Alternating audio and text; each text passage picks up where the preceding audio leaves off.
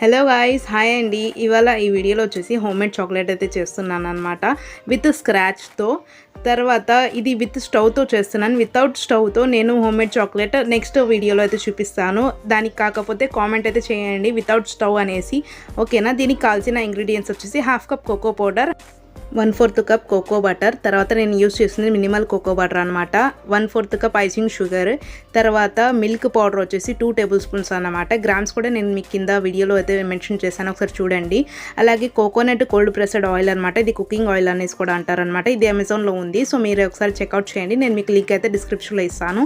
So అలాగే మంచిగా mix చేసుకున్న తర్వాత మనమైతే మౌల్డ్స్లోకి ఫిల్ చేసేసుకోవాలన్నమాట మన చాక్లెట్ని.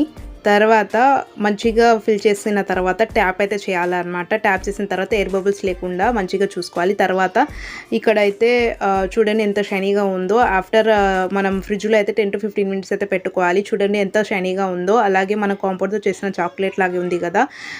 థ్యాంక్ యూ గైస్, ఇంతవరకు చూసినందుకు. సబ్స్క్రైబ్ చేసుకుని పక్కనే ఉన్న బెల్ ఐకాన్ని యాక్టివేట్ చేసి. Thanks for watching guys.